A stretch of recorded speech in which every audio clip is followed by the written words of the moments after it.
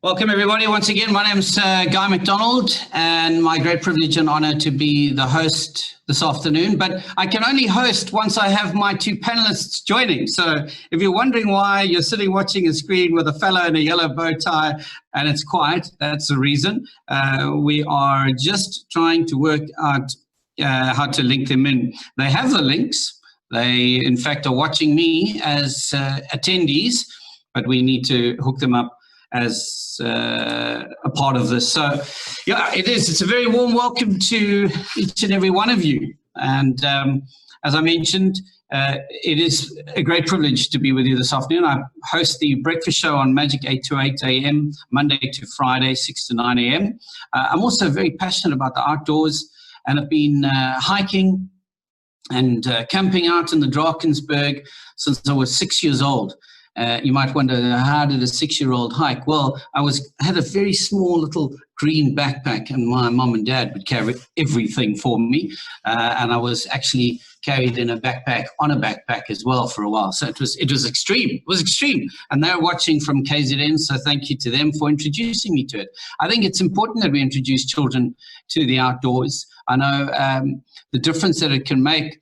As a kid, I was always in the outdoors with my parents, and my mom took the initiative of inviting a couple of children from my school to come and join us for a weekend away. And she made sure that all the kids were forced in a way to do a kind of a mini project. So she would say, well, you know, there's leopard in these mountains, and who wants to read up on the leopard? And one kid would choose that. And by the end of this weekend, they each had to present what they'd learned, and the difference was astounding. It really was. So, but it was done in a beautiful, organic and fun way. Of course, this evening, CapeNature, thrilled to have you join us virtually on this exciting adventure as we rediscover the most incredible and prominent hiking trails across the Western Cape, with lockdown relaxed to alert level 3. And that's also a little bit confusing for many. We're not sure, what are we in at the moment? Are we in lockdown? Are we in lock up? Are we on alert level? Are we on standard grade? Were we on higher grade level 3, but now dropped to standard grade? And I came across, in fact, one of my listeners suggested the best terminology for us is adjusted living. That's what we're currently in. We're in adjusted living. So 95 days today of adjusted living, and 29 days of level 3. And I know that it's raining out there and it's cold, but remember, if the winter is too cold and the summer is too hot, then you're not really a hiker. So the session today is for adventure seekers and nature enthusiasts, both experienced and new to the outdoor scene. And our guest speaker, joined by fellow panelists, will unpack CapeNature's diverse terrains, sustainable access and visitor safety while exploring coexistence with the natural environment. And of course, as I mentioned at the beginning, by attending this session, you also stand a chance to win our golden key and be the first to experience the newly built self-catering 2-sleeper cottage at the award-winning Cederberg Nature Reserve, which is absolutely stunning. So I do encourage you to share the session and to share your experiences on social media. And you can do so with the official hashtag for today, which is hashtag CapeNatureTalks. And it's also a very warm welcome to everybody that's watching us on Facebook as well, via Facebook and Instagram. I would urge you to please ensure that you follow and like all the CapeNature platforms. So Twitter and Facebook at CapeNature1, Instagram at CapeNature.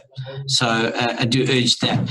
Just having a look once again to see how we can log everyone on. I'll be with you in a second.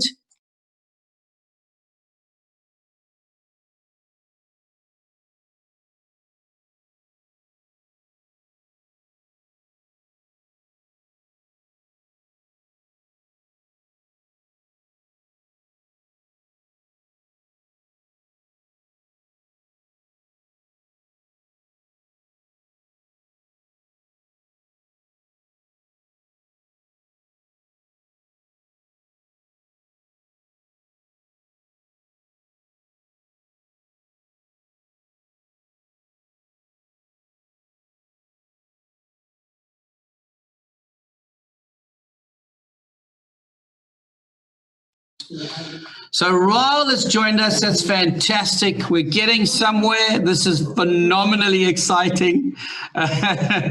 Wow, lovely stuff. Just a couple of heads up for today. If you do have any questions, you're more than welcome to place them in the Q&A section. We are going to ask, hey, Raul. How you doing, brother? Very good. I'm much better for seeing you because I think everybody that's all attending were getting quite bored of watching me and listening to me babble on. So were you worried that you were going to have to entertain the people for an hour? Going to have to start telling stories that not everybody wants to hear. So crazy times though. Can you believe we're doing this with all these beautiful people that are watching? So hello to everybody out there. I just actually connected, guys, so I missed your intro or anything else. I just heard you telling us a story about you hiking as a kid, so apologies on missing anything, but yeah, I'm here, I'm live, so whenever you're ready. And you know what, I think without further ado, I'm going to welcome you and we can get rocking and rolling. I've got your presentation here that I'll share the screen. So you can just literally say next slide when you're done and I'll zoom across for you. But yes, as you can see, there he is, Raul de Mornay, born and bred in South Africa, lifeguard and beach sprinter who has won numerous gold medals at the World Championships. So fitness is a thing for you, hey, Raul? You could say that, yes. You know, I must tell you, I'm also a big fan of exercise. I like exercise because it introduces me to new people. Mostly I meet paramedics, but they're new people nevertheless. Are they having to do a little resus on you there or what? Say nothing. We say nothing. Raul is a professional model, actor. He's well known for his fitness lifestyle. Co-founder of Trailblazers Hiking Club. He's also a television presenter. If you're wondering, oh, where do I know that face? I've seen him before. Of course you have. Presenting the SABC3 lifestyle magazine show Top Billing and the Espresso show, as well as a lead actor in recent Netflix hit series Blood and Water. Raul, you're not going to be able to start without doing the famous Top Billing walk-in. I mean, I don't know how we can manage this, but you've got to start with you got to do one of those good morning and welcome everybody. There it is. Phenomenal. Okay, so without further ado, I'm going to share the screen and Raul, the stage is yours, sir. Beautiful, man, Guy. Thank you once again, and thank you to everybody else that is joining us this evening. It's a cold one. If you're in Cape Town, if you're in South Africa, I'm sure you're also experiencing the cold front. But what that means is that nature is healing and is thriving right now. So yeah, as Guy said, my name is Raul de Mornay. I'm one half of the founding members of Trailblazers Hiking Club. My partner, Jody Summers, cannot be here, unfortunately, but I'm here in his honor. So Jody, you're listening. Peace out, brother. So basically what I'm going to be talking to you guys about is taking you through the post-bucket list, post-lockdown bucket list trails that we as Trailblazers have suggested for everybody out there. And just to give you a bit of an understanding what Trailblazers is, it started out of a pure passion. Myself and Jody would just literally try and discover as many beautiful spots, secrets, waterfalls, and anything that a young kid and the mentality of a youngster that wanted to play would have in mind. And that took us to some beautiful spots, which got us to the point where we actually started an organization by the name of Trailblazers Hiking Club, which is an adventure marketing agency. So we organize adventures, experiences, and anything magic within the outdoor space. We focus on facilitating, advising, and educating people and brands associated with an industry. And we also try to provide a good, sustainable coexistence with our environment, which is something really important. And this is why we love working with CapeNature as well, because it's something they uphold on all the trails and something we'll be speaking about as we go on in this presentation. But let's get to the good stuff. I've only got about 10 minutes to chat. So moving over to our first hike, we've got about 6 or 5 routes here and in different reserves that we're presenting to you today. And these are routes that us as Trailblazers have just absolutely enjoyed. And we've got variations of different hikes, whether you're starting out as a hiker, whether you're fully experienced and looking for that new challenge. it's all in this post bucket list over here that we're going to present. So first on the list, it's the iconic Kromerivier, which is based in the Palmiet Nature Reserve. It's a majestic, picturesque, easy half-day adventure, and it's perfect for family and friends. So it's based just outside of the Hohenau Tunnel, which is very close to Paarl. And it starts off by hiking, as if you guys can see in the very first picture, you make your way up into the Palmiet mountain range, and it's a very easygoing route. There's not a lot of elevation, so anybody that is joining on this hike, I mean, it is, again, once I said, family friendly. You spend most of the route rock hopping. So you're hopping along the river, along the Kromerivier, all the way through to indigenous forests. You're passing through some fynbos and some very special fauna and flora in the area. So the most important thing to bear in mind if anyone is going to Kromerivier, you'll see in the next slide, which Guy will bring up now, there's absolute majestic waterfalls and swimming spots and holes that you cannot even imagine. It looks just like a movie. But it's important to note that it gets extremely hot on this hike during summer. So although you are hopping in the river, it's still important to make sure that you guys stay hydrated on this route. It's very common and often that we found people on the route that are struggling with dehydration. And it's weird, it's considering that you've got fresh water right next to you, but the fun often takes over, especially when, as you can see, with beautiful hikes like this, you suddenly forget to eat even. And the most technical part that I would heed warning to, there's a nice, if you look at the middle picture, that's the first waterfall and the secret that you would encounter along the trail. It doesn't take you too long, I'd say about an hour in, and you get to your first beautiful spot, which is that waterfall just in the middle. But how you get beyond this waterfall is to be rewarded for anyone that ventures to do so. And if you look just to the left of this waterfall and the picture in the middle frame, it gives you an idea of the route which navigates towards that very last picturesque, beautiful, almost 150-meter waterfall dropping from what seems like the heavens above. And it's just crystal clear. You can almost see pebbles about 30 meters down below. That's how transparent this water is. So it's a Trailblazers common theme to explain this place as Valhalla, and it really does look that way. And for anyone special enough, if you are able to see the slide, if you look up to your very top right-hand corner, that's a little bit of a Easter egg. So for anybody that does find the spot, there is and I would highly suggest, once again, you go with someone that has done the route before, but there's a nice sort of cliff jump that is available in this route if you can find it, and if you are with someone that knows where it is, because you still want to maintain safety, of course, on all these routes. But this is Kromerivier, the start of our bucket list hikes. Absolutely picturesque, as you can see, and it's perfect for one day, half a day adventure. Pack lots of water, pack lots of chow, so you guys can sit down and take in all the beauty. But let's move on to Bainskloof Trails, which is like one of the biggest playgrounds for Trailblazers Hiking Club. Your first slides over here are a very good representation of the Witte River. So Bainskloof, beautiful mountain range, again, just I would say past Wellington, about a 2-hour drive or less from Cape Town if you are staying in Cape Town.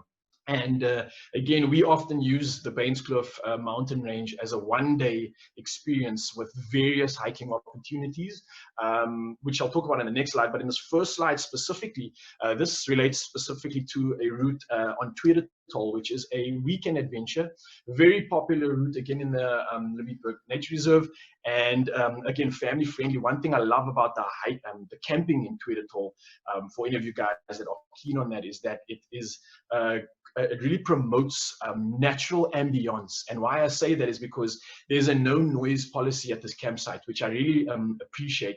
You don't often find the campsites that are promoting this to this extent, and it's something that I love about Cederberg. It really allows you to reconnect and take that that vast nature in, especially when you are stargazing without all that light pollution around you. It's a magnificent one. So these three pictures over here are essentially the trail that you are allowed to go through to if you do stay at Cederberg for the weekend.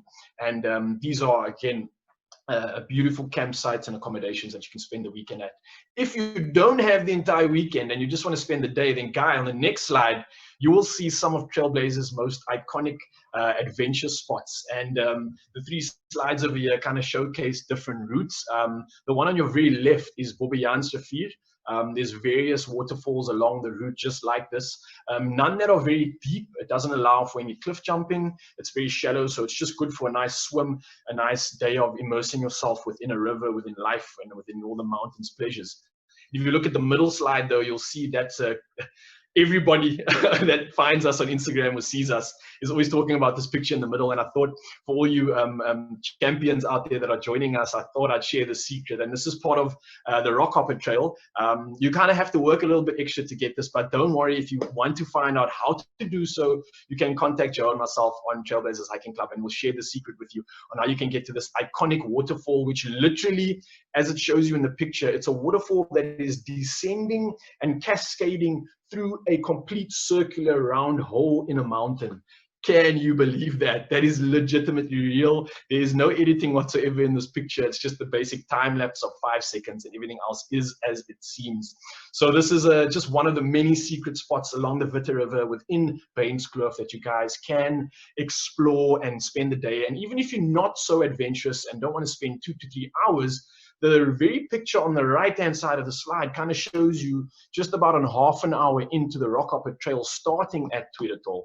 This pool over here is something that you'd often come across. The water here is warm, so anybody that's struggling with cold water, you're going to love this one. And that is a perfect example of a nice watering hole that you'll come across in the Bainskloof Trail. So again, Bainskloof, various trails along the way, and I'm sure we'll talk about that later and present you guys with more specific options on that. But another beautiful playground. If you love a speedo and water, this is the one for you. So yeah, next up on the list, this is a nice Palmiet River for us. We've chosen this specifically because of the rich biosphere within the Cederberg region. This is the Cederberg Nature Reserve, and it's got some of the richest biodiversity, especially when it comes to your fauna and flora. So your fynbos is just like on another level. These first 2 pictures, as you can see, even when things aren't meant to be blooming, you'll still see some of them like that protea over there that's still holding on and trying to share as much of its beauty on the trail to everyone that comes to visit. But as you can see, Palmiet River is such a beautiful trail within Cederberg. It's probably one of the easiest ones, very family friendly once again, and you can walk a brisk walk. I think it'll take you about just not even I'd say 2 kilometers in, and you already reach the Palmiet River itself. And there on out, once you reach the river, you're more than welcome to take a pop into the water and have a swim. And even if you want to and would like to, you can venture further deeper along the trail. And it kind of just takes you to further and more cascading waterfalls. Guy, if you go to that next slide, you'll see just how vast the landscape is once you start Palmiet River. And it seems to be like the trail just goes on and on and on and goes deeper and deeper into the mountain. And if you guys can see clearly in the background of many of these pictures, it's just land and magic to be explored. So it's a great place for solitude and isolation. I know they also have an incredible accommodation over there, which we still yet to stay at, but we did get to visit it, and it's so incredible. It's very sustainable, eco-friendly, off the grid. So again, you have the option to stay over and hike at the same time and create one epic weekend, or you can just spend your time hiking. Well, I've got to tell you, in that third picture with the people jumping on the beach, what's the name of that? Is that just called the beach? Because that's where I went skinny dipping. And then please share the picture with us, Guy. I don't have the picture for some reason, but I've got that. I had a photograph taken with a stick, walking stick with my underrods hanging on it that my wife took. But I didn't realize that you can actually see that pool from the Jeep track that runs above. So you provided some glorious entertainment that morning for everyone in the mountain. Hashtag awkward. I think everyone is definitely appreciative of that that morning, but thank you. Yeah, so that beach, as you guys can see, it's in the mountain. It's definitely not the ocean, but yet it looks as picturesque as if you were chilling at Clifton itself. So this, again, Palmiet River, it's such an easy reward. No real climbing, no real how can I say, elevation. It's kind of just flat, easy going, and again, family friendly. So now, as we've kind of touched on all the family-friendly hikes, we're moving to something a little bit more extreme. So all you adventure enthusiasts out there, you're going to want to listen to this one. So kloofing, I think CapeNature offers the most incredible options when it comes to kloofing. Anyone doesn't know what kloofing is, it's canyoning essentially. And what you're doing is you're hiking up a mountain towards the source of a river. In this case, we're going to Rivers on the end, and we're talking about Suicide Gorge and the rivers within the Hottentots Holland Nature Reserve. And you'll find you have to pack a dry bag. It's always recommended to maybe pull a wetsuit on. You don't have to have a wetsuit, but it's always advised because the weather can turn very quickly in the mountain, as I'm sure with anyone that has experienced it can see. So safety first, we always rock a wetsuit and a dry bag, and you start this adventure off by packing lots of food, and it's literally the penultimate day in the mountain of full immersion. So you, as I mentioned, you hike up right up to the source of these rivers. I think one of the rivers sources is actually the Palmiet River as well, which we surprisingly mentioned earlier, but a lot higher in this sense. And you spend about a 5K hike to start. And then you have two options on your route. You have Rivers on the end and Suicide Gorge, which you can then attempt. So for beginners, it's always a great idea to start with Rivers on the end. It offers a shorter route, and it's a shorter day in the mountain, especially if you are concerned with your fitness. But do bear in mind, you do need to have a very competent level of fitness. These routes involve obviously hiking for 5Ks before you then take off your clothing, you put your wetsuit on, and everything goes in the dry bag, and then tick that box, adventure begins. And you literally start by entering into this big, vast canyon, which you can see on the left over here of the slide. And it moves over into the next slide, guy, if you want to move over to that. And it's just these big open sections and tunnels and canyons of water and bodies. And how you traverse your way back to the start is, once you've got to the top of the mountain, instead of going back the way you came, you go back down the river. And you're essentially chucking your dry bag like a Navy SEAL, and you're hopping through the water. You get to like a little cliff face or something, toss the bag, safety, 3, 2, 1, bombs away, and you take a massive plunge into the water. And it literally just ends up becoming a full day of swimming around in what you can see here to be some of the most iconic waterfalls, like the canyons that you see here that completely like overhang and tunnel right through. It's absolutely insane. You'd literally think you were somewhere else in the world. So it's a hard climb, but it's so rewarding if you are competent enough to get there. And there's something for the craziest of craziest adventurers. I don't know if any of you guys were watching and saw those build-up videos that we had for this, which I'm sure we'll put up again on CapeNature's profile and ours. But there's up to an excess of a 26-meter jump in this video, and that's actually the very last slide that you're seeing now. It involves a lot of airtime and hang time, but absolute pure liberation like you cannot imagine. So for the adventure enthusiast, for the adrenaline junkie, this is definitely for you. Rivers on the end obviously offers the easier option, and Suicide Gorge gives you a more technical experience with a lot more bigger jumps ranging from about 12 meters or so. So definitely for anyone that is looking to overcome or conquer your fears, I'd say this is for you, kloofing at its best. So yeah, before we finish off, we've got Wolfberg cracks as well, which is basically the Cederberg Nature Reserve. And again, one of such an iconic area. It's so vast, it holds so much rich history, cultural heritage is rife, and again, it's very camping friendly. A lot of guys that are familiar with CapeNature would know about the intimate experiences and the camping out with Jimmy Neves. They hold concerts in the Cederberg as well. So it's incredible to see how beautiful sounds are collaborating with beautiful imagery like this. But I'm only mentioning that because of the amount of sort of safe swimming spots and child-friendly campsites that are available in this Cederberg Reserve. It's absolutely stunning, and you can find yourself going back and back and back again. And one of those reasons why we as trailblazers love going back is for this specific route over here. There's caves, there are holes, there's heritage sites, but if you want to do something in a half-a-day route, Wolfberg cracks is just up there on the list. So if you check out the next slide as well, you'll see once you've done the traverse and climbed your way into the cracks of Wolfberg, you literally feel like you're being transported onto like Mars. I always say to Joe whenever we get here, if you guys can see, the pictures are trying to show the vastness and the sheer size of some of these overhangs that you look at, and you're staring like 50 meters into the sky and seeing what looks like a red rocket ship above you, and it's this pure big slated piece of rock. And I mean, these pictures will never do justice, but it kind of just gives you an inkling into what it looks like. And another beautiful moment in Cederberg, especially because of the type of rock there. It's got a nice, it's clay, it's orange, it's red, and often reflects this red hue and an amber.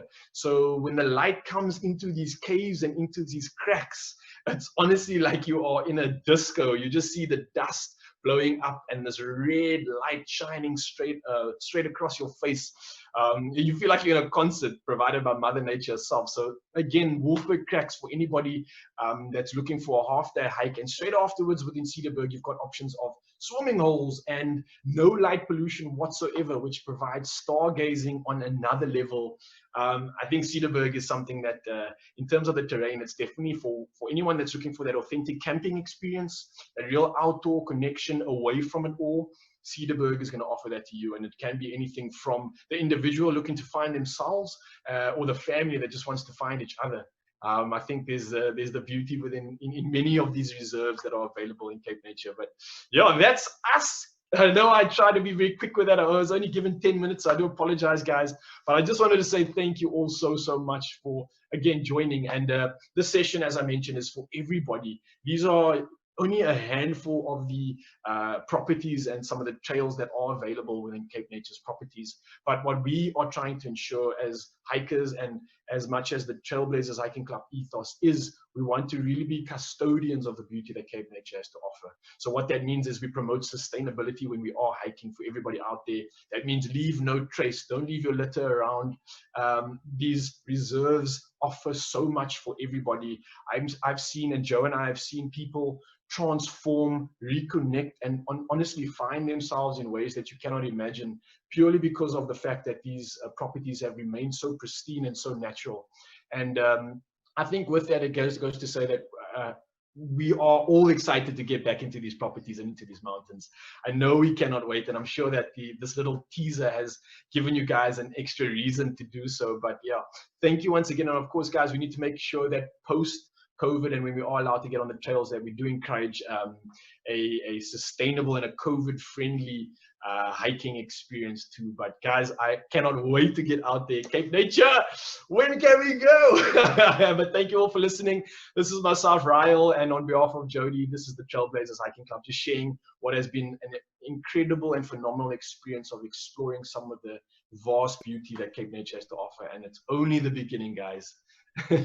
Ryle, thank you. Beautiful presentation indeed. Really, really stunning. And one of the questions that's come through is about, do you need a 4x4 to get to the beginning of those trails in the Cederberg?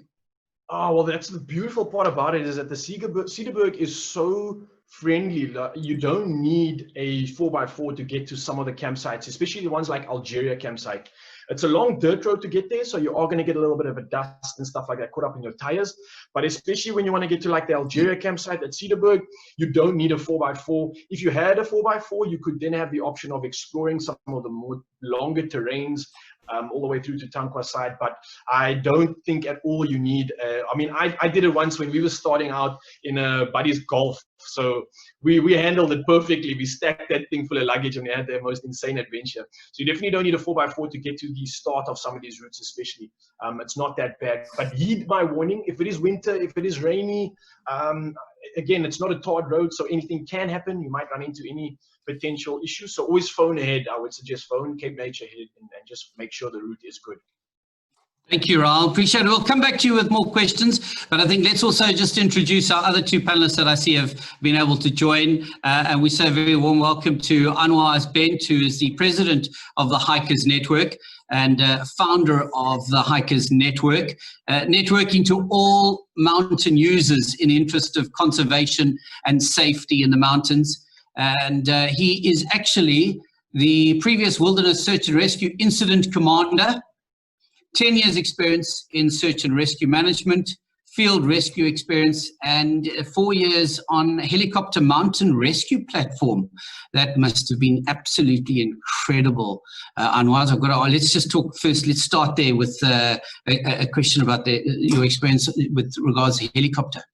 Well, good afternoon, everybody. And Ryle, thank you. Nice presentation. Made me want to head out to some of the places right now. Yeah, rescue and incidents in the mountain is something that will always happen as long as people go out into the mountain. And that is why it is essential for us to know who to call and what to do in situations like that. That goes for all the mountains that we go into. So I don't know why the echo, but from my experience with this, there's a dedicated team that deals with mountain rescue, wilderness search and rescue. I'm not a spokesperson for them, but Hikers Network happens to be a signatory of wilderness search and rescue. So it's essential that that all hikers go out prepared to prevent any sort of injury for themselves and for the parties, which puts rescuers out to go and fetch them, for instance, or to go and extract them. So from my side, all I can say is that currently the nature reserves all have rules and regulations in terms of access permits and all that sort of thing. But one of the biggest issues that we do have in terms of safety is people not staying on trails, people not adhering to rules, all that sort of thing, and also not checking in or letting somebody know where they go with the proper trip plan, especially in the Western Cape, vast terrain and beauty, as well as the challenges and quick and rapid weather changes. So yeah, from my side, that's my introduction. Yeah, I've got a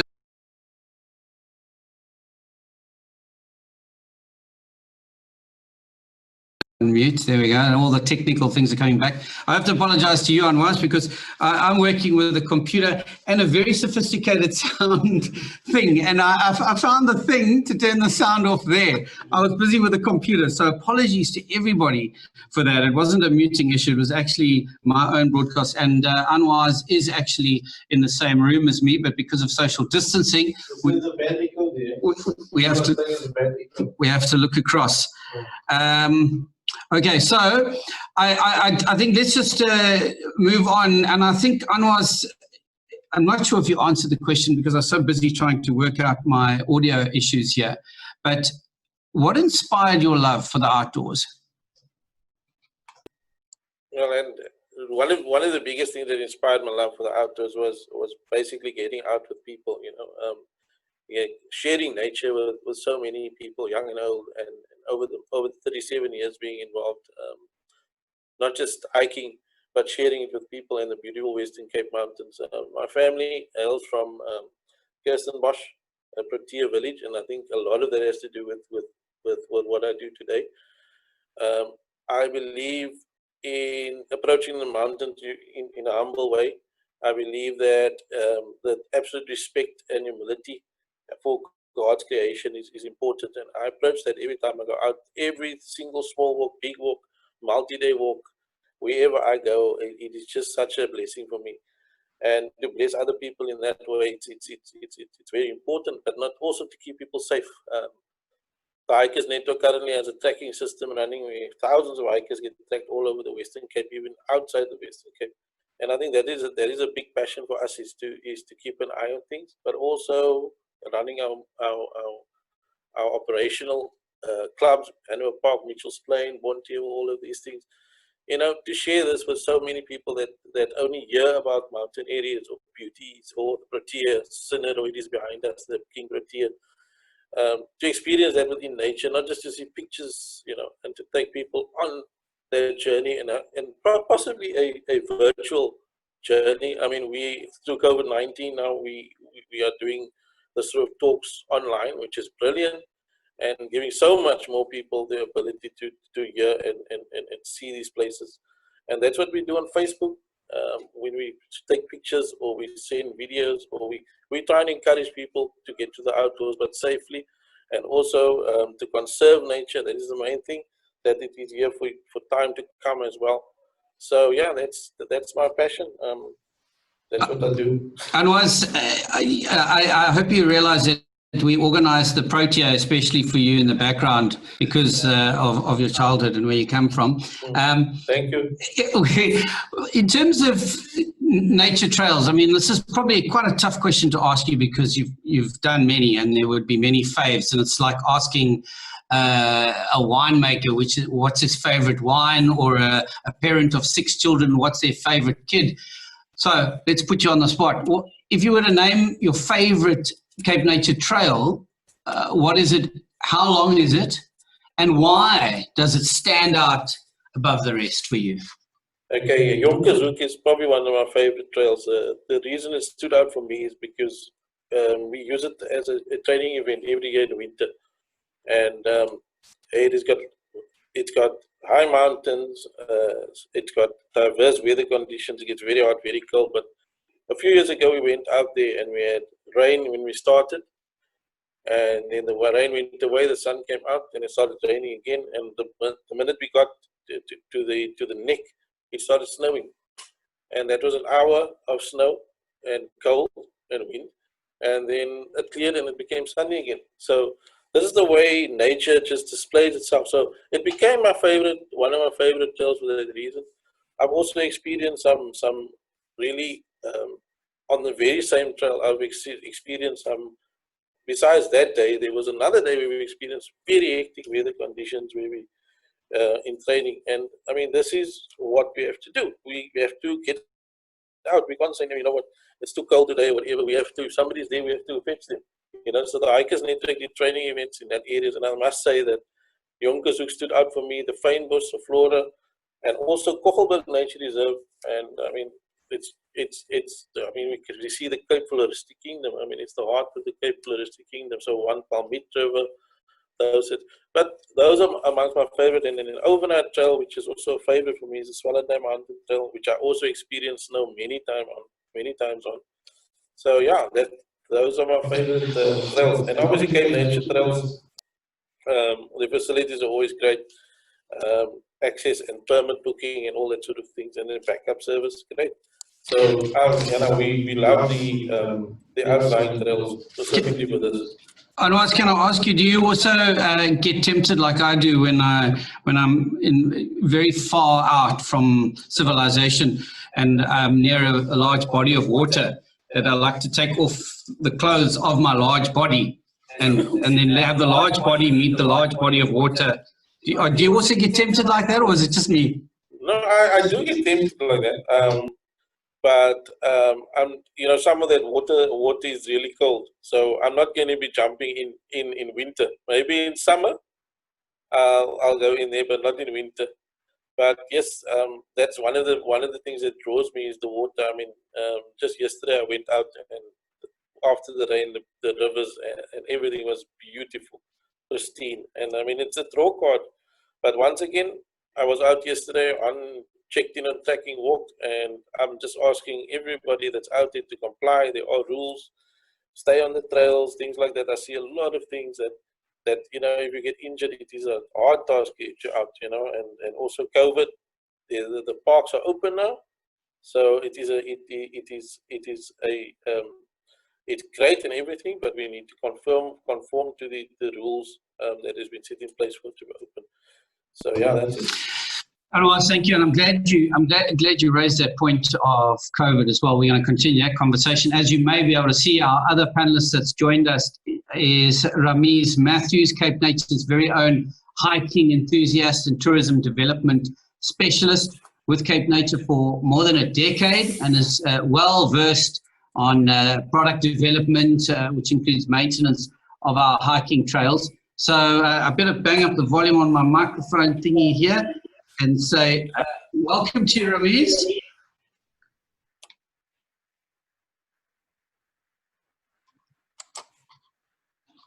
We just need to unmute Ramiz. Hi, good evening, everyone. And then mute Anwar. Hi, Ramiz, welcome. Thank you. It's been an awesome show so far. Thanks, Guy. Oh, thank you. Even with the technical glitches and talk of my nudity. I mean, it's, you take the good with the bad, Like all trails worldwide, there's always some conservation challenges. So what are some of the main challenges that you have with trail maintenance? I think, Guy, what's super important to remember with the trail maintenance stuff is to have people stay on the paths. What often happens with trails is that there are diversions and people sort of go off into the veld and they create new trails and new paths, and that sort of just complicates things. What we've been trying to do over the last few years is actually make trails a lot easier. So we've looked at especially the Boland mountain trails. So we're talking about Jonkershoek, we're talking about Cederberg, those areas, Hottentots, Holland, they're easy to access. And we've looked at those flat trails and we've made them as accessible as possible. So we're really inviting people of all ages, all fitness levels to try the easy trails first and to get a taste for nature out there and then to do harder trails after that. I can imagine that there's going to be a lot of people that are going to be terribly eager to get out and head out, and that's one of the most important things, I suppose, for all of our panelists in terms of what you would share, is that please be aware of your own skill ability, and just because the weather is fine when you set out doesn't mean it's going to stay that way. We've heard of how snow can suddenly catch you in the Jonkershoek. In terms of the COVID-19 situation that we've got at the moment. I was chatting with Anwaz before we came live, and we both don't understand why people can't walk with their masks. And it's very easy. You can keep your mask down here until you see somebody. And then as you approach, you can just lift it and be good to go. So what kind of messaging would you like to drive home with regards to that, Ramiz? Look, we've been super busy, Guy, behind the scenes. Lockdown was long and difficult, and I think for everybody, but CapeNature's been working. We're working a lot on new products. That's a lot of the work that we're doing at the moment, is making sure that we will launch Wolfberg this year, the second phase of accommodation there. We've got 8 new cabins, and then a couple of other surprises up our sleeves over the next few months for our guests and the viewers at home. But I think with the coronavirus stuff, the COVID stuff, we're all in this together. And the only way it's going to work is if we work together. So what we've done is we've put together social distancing rules for nature reserves. They're very, very easy to follow. I'm not going to go through everything. People can check our website. All the information is there. What I do want to say is quite important, though, is that we have looked at carrying capacities for all of our reserves so that the trails aren't, we can't have everybody descending on the trails at the same time, especially at a time like this. So what's very important is that people must call our call center and make a booking and make sure that you have your permit on the day so that you can reserve your space on those trails. So if you need to book in advance, please do that. Take the time to research the trail, check the weather. Like Anwaz was saying, always be prepared. Ryle mentioned it as well. Trails can sometimes be dangerous. So there'll be far fewer people on the trails, but again, all the rules are in place. Keep your mask on, sanitize, all of that sort of stuff. But very, very important, book so that you know that we will have space for you on our trails. One of the questions that has come through from Jean-Claude, and he said he will address it to Nature Talks, but I think it's quite relevant now to share with everyone the answer to that question, is how can people volunteer in the maintenance of trails? Is there a volunteer body that one can get involved with? At the moment, we don't have a volunteer sort of system in place. I mean, I think everything we do ourselves, or we work with contractors and companies to do that. I mean, the environments are very, very sensitive. We enter into large environmental management plans and that sort of thing, where we do any type of work on a nature reserve. But it would be great. I think if people are interested in helping out, I'm sure we will find work for those hands. I think we've got an email address floating around, but it's always info@CapeNature. I think there's NatureTalks as well. If I'm messing that one up, sorry, Chris. Was that guy? But then we can be in touch with you if you do want to assist or help in any way.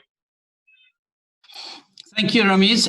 Stay there for us. I'm going to go to Ryle now and just bring Ryle to Mornay back because, well, I mean, I think he's the best looking of all of us, probably, and the ladies are questioning in the chat, where's Raul gone? Or is that just my imagination? I don't know. But Raul, what have you personally learned from spending so much time on hiking trails that Ramiz is looking after and developing on your behalf? You know, Guy, I must be honest and start off by answering that question with absolute grateful graciousness. Like, I'm absolutely grateful to have the opportunity to not only for myself go out into these incredible places, but to share it with so many people. To answer your question more specifically, what really stands out for me, what's like a massive take home at the end of the day for myself and Joe, is seeing how these trails impact people. You can imagine not everybody that hikes is a hiker. They're coming to find something different, something new. They're seeking something more within. And they don't always know the answer, but it's really weird to see the development of the people in our club and some of the people that do go on these experiences and how much they actually grow in it. A silly example is something like summiting a hike. No one thinks that they have the capability to get to the top of the mountain.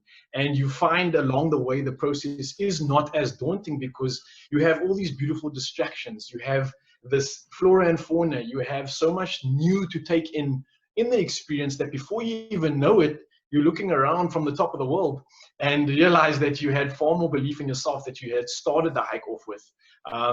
And this goes through all the way to some of the biggest jumps and small jumps that you get from Kromerivier all the way down to kloofing. You see people literally facing their fears and walking out to that mountain a different person. I can't tell you how many people come up in the morning in the cold dark and they're like, oh, I don't think I was even going to come. Like I almost just slept in.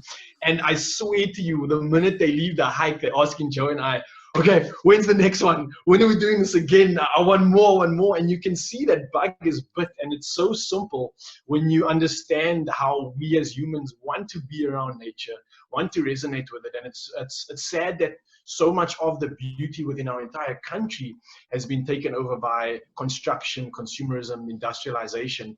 But lo and behold, we do have these gems still available to us to allow us to reach that potential and to overcome so much. So that for me is the best way to answer your question, Guy. In the Western Cape, what has been your most treasured hiking experience and why? And if you can try and keep it to CapeNature location or trail. You asking me? Yes. So look, I know it's a hard question. Yeah, for sure. I mean, you're asking me again, like, geez, what's the favorite wine from a sommelier? But I would just want to draw on two polarities. Number one would be, again, and I saw everyone in the comments talking about Cederberg. Cederberg is what you think it is and more. It is there for your family. It's for your friends. It's for isolation. It's for extreme, and it's for chilling out and relaxing. CapeNature hosts concerts in that space, which just shows you how accessible something like that is. But at the same time, there's hikes there that will take you the entire day and completely test all your mental strength that you have left in you. But again, what trumps it always for me personally has to be kloofing, and Suicide Gorge is one of those hikes where, again, and leading on to what I just answered, I see people literally change. You're going into a hike and an experience for the entire day where you are fully immersed, not just on the mountain, we're talking in the mountain. You're going into the water. You are in caves and crevices, and you're part of nature, essentially. It's probably one of the most climactic experiences that you can get in a mountain within such a short period of time. It tests everything about you as a human being. And for me, you learn your own competency when you're in the mountain. You start figuring out that boulder, as big as it looked, if I just put my hand on it, I actually can climb it quite easily. I'm blessed with these beautiful gifts, like everybody else out here is, to be able to experience these things. And if you want to test your strength, and not physical strength, but your mental strength when it comes to fears and overcoming, when you see people go on Suicide Gorge taking that first jump that scared them so much into not even wanting to come, to the point that at the end of their adventure, they are craving for more. They're like, is the jumps going to get higher? Or how many more jumps are left? You see the switch within them. And I wouldn't advise anyone to just start off with a hike like that, but I would say start putting this on your to-do list, on your bucket list. Start with a basic hike, start with those family-friendly hikes, but know that, just like Anwar's mentioned, we have these incredible, almost world-class experiences within some of these reserves where you get snow, where you get water, where you get all the elements combined into one, and that right there is magic, man. Thank you. And to each and every person that's currently watching, I know that we're 2 minutes over our time. I've got 3 more questions and then we'll wrap this up. I just literally want to give all of our panelists an opportunity to really engage with you. We did start a little bit late, unfortunately. So we're not going to be much longer. If you've got something boiling on the stovetop, I know, don't worry, we won't keep you much longer. 3 more questions. And I think we'll move across to Anwar's for the next one. And Anwar's, what extremes have you gone through in the wilderness areas while hiking? Okay, I've answered that question when I talked about the snow. You have. Indeed. I want to add one thing. And we went out to, I think it was more than 25 years ago, we went out to Wolfberg and the Wolfberg hiking trail. And we had the swing suit up to lunch school. And we got back down to, which is the old donkey stable, which is now it's a commercial, what do you call it? Anyway, so we got back to the cars and we couldn't go home because the river was in flood, you know. So a lot of the times people go out into the mountains and there's lots of people that lost their lives at rivers that are in flood, especially you go out, you see the rain is coming, you're going out and whatever, and then the river comes down in flood. Cars get stuck in it. It even happened in Jonkershoek a while ago. So people get washed away in rivers or they get trapped. So these are things you need to think about. That was one of my most extreme because I've never seen rain like that out there, but the Boland Mountains, Wolfberg, those areas are known for either very hot or very cold conditions.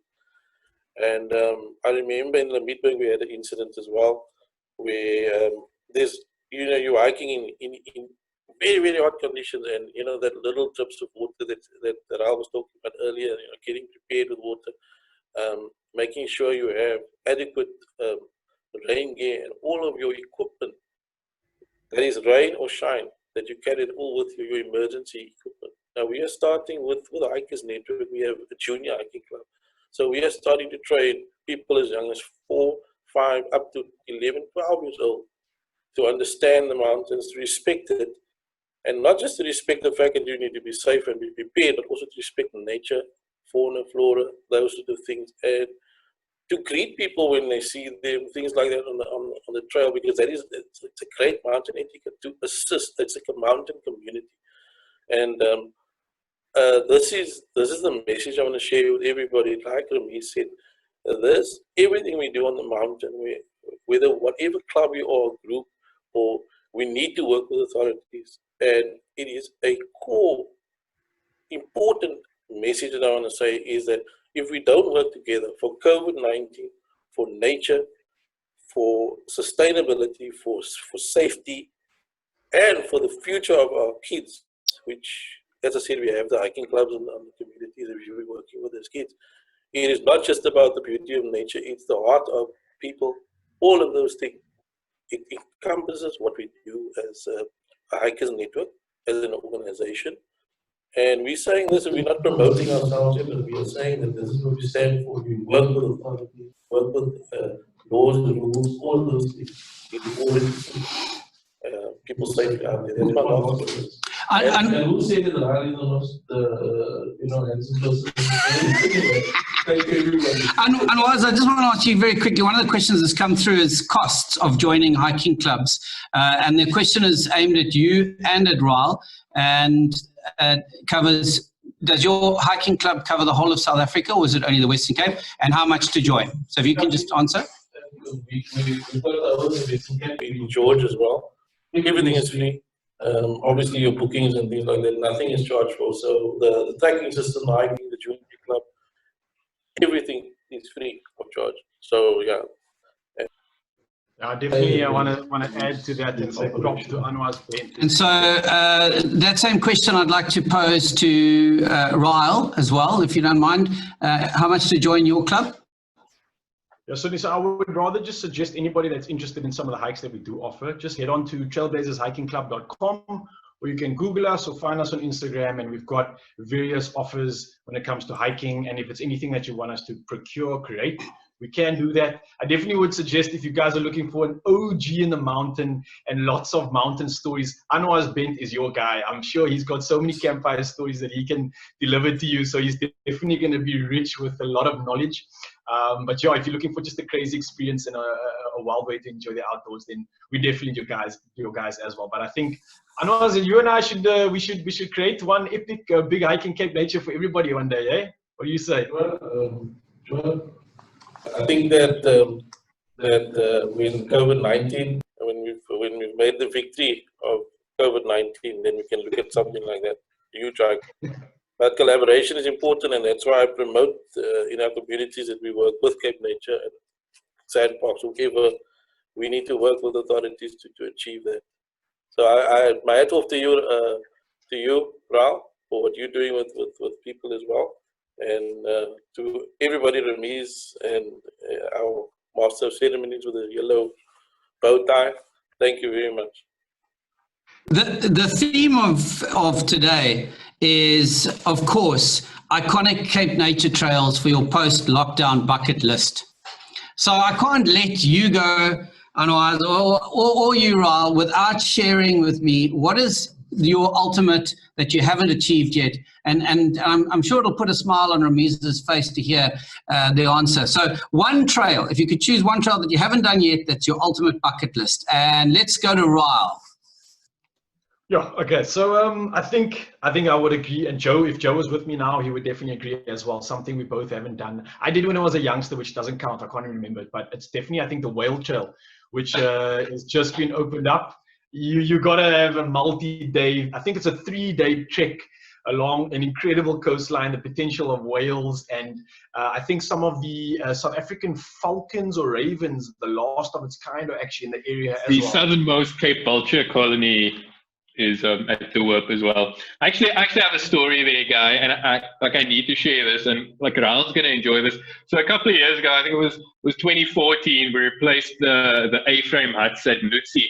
So whoever's done the trail, Nutsi is like this bay, this little cut into the coastline, and it's this quiet little. And we had these A-frame huts, and we took them away and replaced it, and we had site meetings and things. And it was a very difficult construction project. We had guys who had to climb down and carry the materials to the bottom of a hill really and build these huts. So in the middle of all of the construction, these were just sort of wooden frames. And then we sat there for the construction site meeting, and you're sitting there with engineers and architects and things, and we're going through minutes of a meeting, and our architect was sort of in charge, and he's going through the agenda, and as he does, he just stops talking, and everybody looks up and they're looking at their notes, and why are we looking? And you're sitting on the coastline, and a pod of southern rights just came past, and they're just carved in the bay as well. So you had all of these dolphins, and everybody sat there, and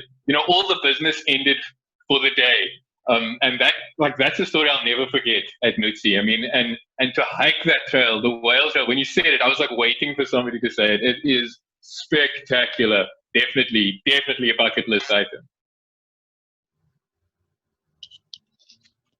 Well, thank you very much, Raul.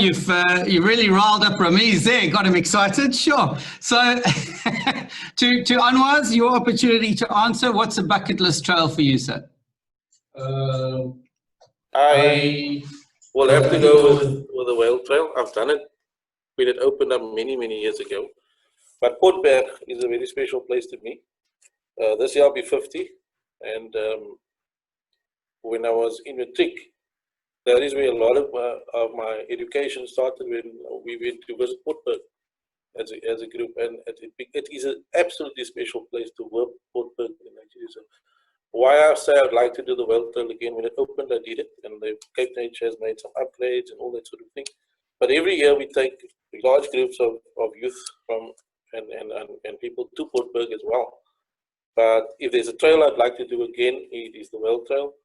It is, as I think, what a gem the Werp is, and the coastline, and hiking over Wolfberg, that that beautiful fynbos and then down to the coast and along to the end of the hike.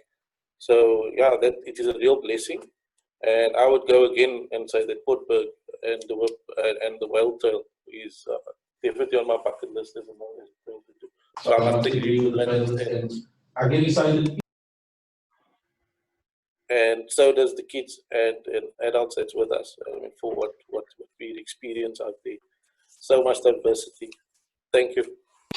I see Joanne Uphill said she did the World Trail when she was 6 weeks pregnant. Certainly inculcated the love of nature with my now 17-year-old son. And I think Joanne's surname obviously represents what she likes to do in life. And that's uphill battles. Sure. Wow.